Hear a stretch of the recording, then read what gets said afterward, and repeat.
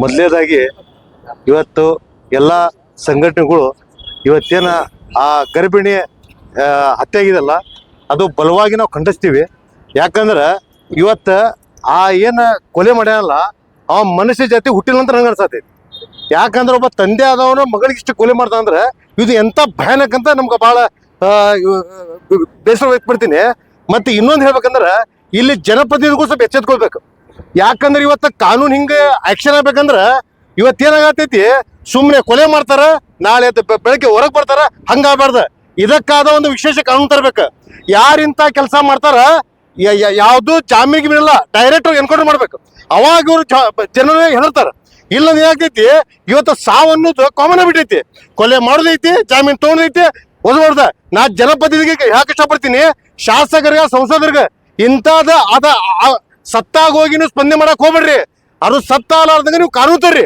ಎಷ್ಟೋ ನೀವು ಇವತ್ತು ಕಾನೂನು ತರ್ತೀರಿ, ರಾಜಕಾರಣಿಗಳು ಇಂಥ ಕಾನೂನು ಯಾಕೆ ತರಂಗಿಲ್ಲ ನೀವು?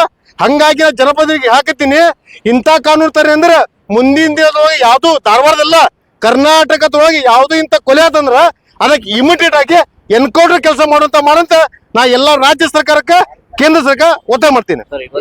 ಪ್ರತಿಯೊಂದು ಹಳ್ಳಿ ಒಳಗೂ ಜಾತಿ ಐತೆ, ಜೀವಂತವಾಗಿ ಐತಿ ಸರ. ಒಂದು ಮಾತು ಹೇಳ್ತು ನೋಡ್ರಿ, ಇವತ್ತು ನನ್ನ ಅನಿಸಿಕೆ ಪ್ರಕಾರ ಗಂಡು ಹೆಣ್ಣು ಎರಡೇ ಜಾತಿ ರೀ ನಮ್ಮ ಇದ್ರೊಳಗೆ ಇರೋದು. ಇದು ತಮ್ಮ ಬೆಳೆ ಬೇಯಿಸ್ಕೊಳೋದ್ರ ಕೆಲವೊಂದು ಮಾಡ್ಯಾರಿ. ಹಂಗಾಗಿ ಇದಕ್ಕೆ ಕಾನೂನು ಪಾಸ್ಟಿಕ್ ಆಗ್ಬೇಕು, ಅಂದ್ರೆ ಮಾತ್ರ ಭಯ ಉಡ್ತೈತಿ.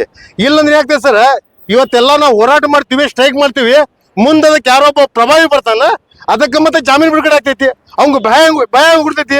ಭಯ ಒಟ್ಟಬೇಕಂದ್ರೆ ವಿಶೇಷ ಕಾನೂನು ತರ್ರಿ. ಈಗ ಕಾನೂನು ತರ್ರಿ. ಎಂತ ಕಾನೂನು ತರ್ರಿ ಅಂದ್ರೆ ಇವತ್ತು ಹಲವಾರು ಕಾನೂನು ಹಾಕತ್ತೀರಿ, ಯಾವ್ಯಾವ ಬೇಕಾದ ಅನುಕೂಲ ಮಾಡ್ಕೊಂಡು ಹಾಕ್ತೀರಿ. ಅವಾಗ ಇಂಥ ಘಟನೆ ಮರು ಕಳಿಸ್ಬಾರ್ದಂತಾರ. ಇಂಥ ಕಾನೂನು ತರ್ಬೇಕಂದ್ರ ಅದು ಜಾಮೀನು ವಕೀಲ ನಿಂದಿರಬಾರ್ದ, ಡೈರೆಕ್ಟ್ ಎನ್ಕೌಂಟರ್ ಮಾಡ್ರಿ. ಅವಾಗ ಮನುಷ್ಯನಾಗ್ತಾನ ಸರ, ಒಂದು ಕೊಲೆ ಮಾಡ್ಬೇಕಂದ್ರೆ ಹೆದರ್ತಾನ. ಹಂಗಾಗಿ ನಾ ಜನಪ್ರತಿನಿಧಿಗ ಏನ್ ಅಧಿವೇಶನದಾಗ ಮಾಡ್ತೀರಿ, ವಿಧಾನಸಭೆದಾಗ ಮಾಡ್ತೀರಿ, ಎಚ್ಚೆಂದ್ ಹೋಗಿ ಇದಕ್ಕೊಂದು ವಿಶೇಷ ಇದು ತೊಗೊಂಬರ್ರಿ, ಕಾನೂನು ಕಟ್ಟನಿಟ್ಟು ಕಾನೂನು ತೊಗೊಂಬರ್ರಿ. ಇವತ್ತು ದುಬೈದಾಗ ನೋಡ್ರಿ ಹಂಗೆ, ದುಬೈದ ಕಾನೂನು ಹೆಂಗೈತಿ, ಯಾರು ಅನ್ನಂಗಿಲ್ಲ, ಡೈರೆಕ್ಟ್ ಅರಸ್ತಾರ. ಹಂಗ ಮಾಡಿದ್ರೆ ಮಾತ್ರ ನಮಗ ಜನರಿಗೆ ಒಂದು ರಕ್ಷಣೆ ಸಿಗ್ತದೆ ಅಂತ ಯಾಕೆ ಇಷ್ಟಪಡ್ತೀನಿ. 21/2025 ಹುಬ್ಬಳ್ಳಿಯ ಗ್ರಾಮೀಣ ಭಾಗದಲ್ಲಿ ಇನಾಮಪುರದಲ್ಲಿ ನಡೆದಿರುವ ಘಟನೆ ಇದು ಕೇವಲ ಮಾನ್ಯಾಳ ಮೇಲೆ ಆಗಿರುವಂತ ಘಟನೆ ಅಲ್ಲ, ಇದು ಪ್ರಜಾಪ್ರಭುತ್ವ ಮೇಲೆ ಆಗಿರುವಂತ ಘಟನೆ ಮತ್ತು ಸಂವಿಧಾನದ ಮೇಲೆ ಆಗಿರುವಂತ ಘಟನೆ. ಏಕೆಂದ್ರೆ ತನ್ನ ಮೂಲಭೂತ ಹಕ್ಕುಗಳಿಂದ ಅವಳು ತನ್ನ ಪ್ರೀತಿಸದ ಯುವಕನಿಗೆ ವಿವಾಹವಾಗಿದ್ದರೆ ಜಾತಿ ಎಂಬ ಅಹಂಕಾರ ಅವಳನ್ನು ಸುಟ್ಟು ಬೂದಿ ಮಾಡಿದೆ. ಕುವೆಂಪು ಒಂದ್ ಕಡೆಗೆ ಹೇಳ್ತಾರೆ, ಜಾತಿ ಸುಡು ಮಂತ್ರ ಕಿಡಿ ಪ್ರೀತಿ ಕಣಮ್ಮ ಅಂತೇಳಿ.